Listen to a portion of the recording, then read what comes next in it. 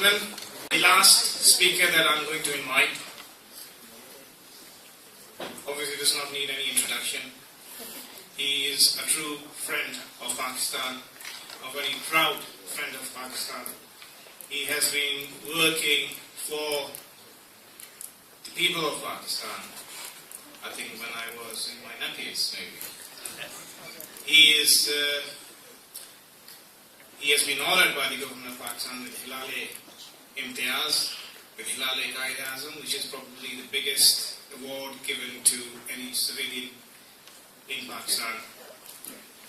Please put your hands together for the MP, Mr. George Galloway.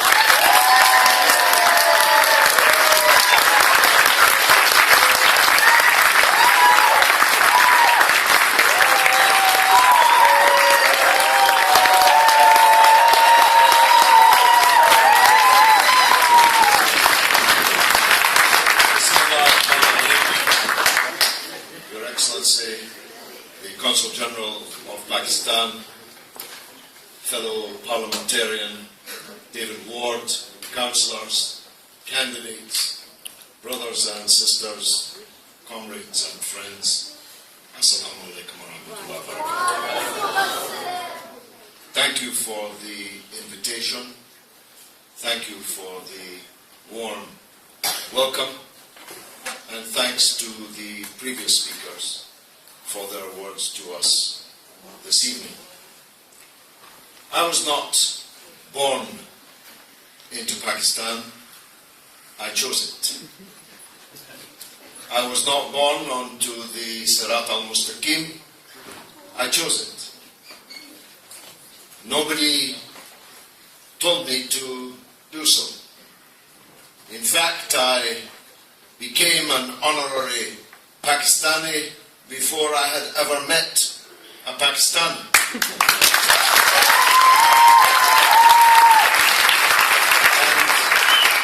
And many decades before I came to Bradford. My introduction to Pakistan was to put a motion through the council of the city of Dundee, where I was born, pleading for the life of the Shaheed Zulfikar Ali Bhutto.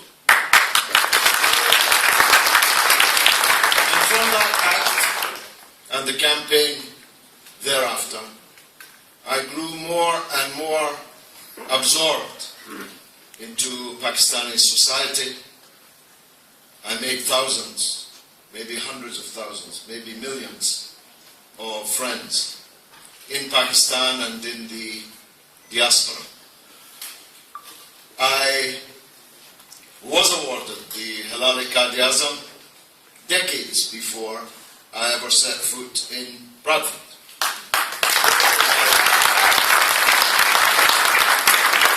I was awarded this highest civil award in Pakistan for my work for the restoration of democracy in the country.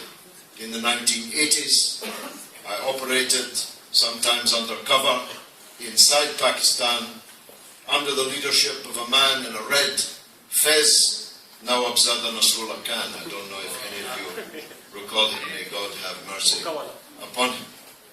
He was my boss. He sent me into some scrapes, some perilous situations. In the early 1990s, I was awarded the Halal Pakistan for my work for the people of Kashmir, which has continued until this day and until God decides to stop giving me breath. I will be fighting for the right of the people of Jammu and Kashmir.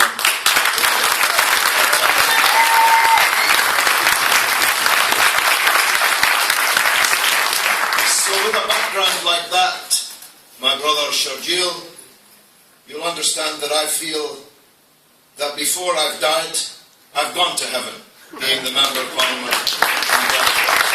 Yes.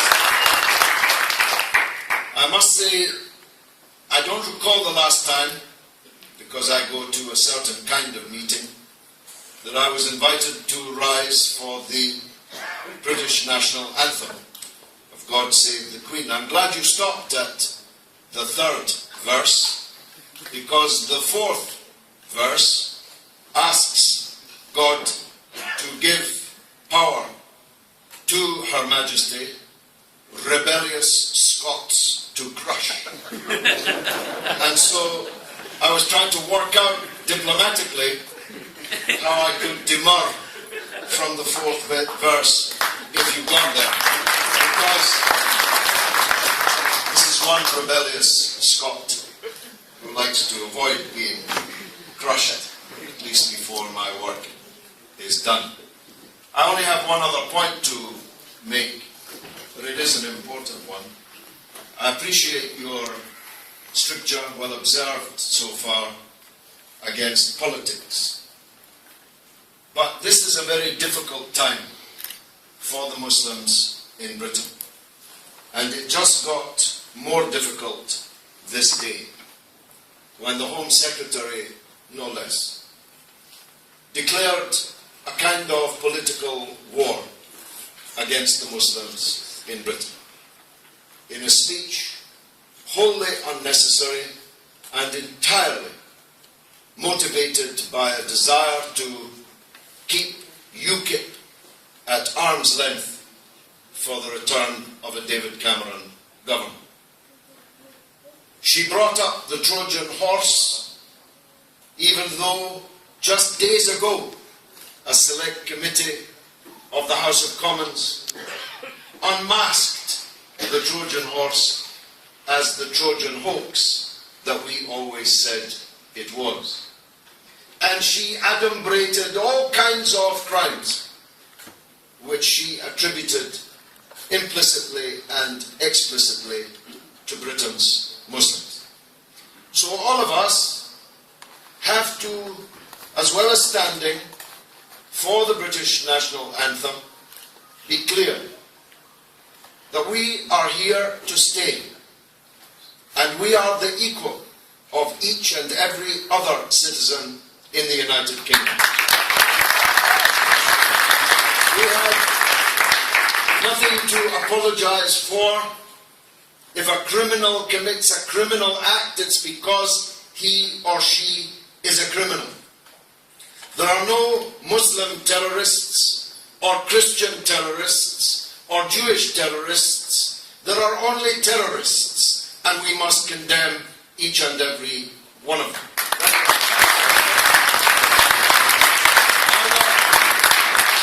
Neither are there Muslim groomers.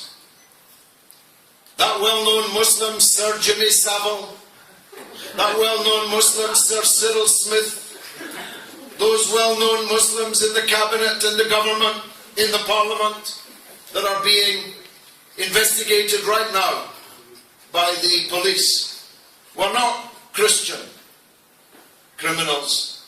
They were just criminals.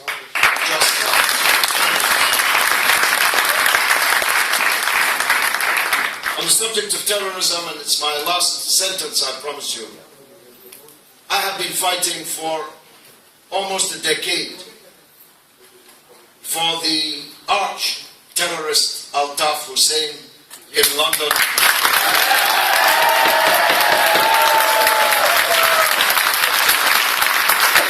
He returned to face the music in Pakistan, and what a hellish music he has created. Night after night, on the telephone from Edgware in London, literally on television, ordering the murder and the mass destruction which he and his friends have caused in Pakistan, in Karachi in particular. And I will not rest until Karachi and Pakistan are freed from the scourge of Altaf Hussein.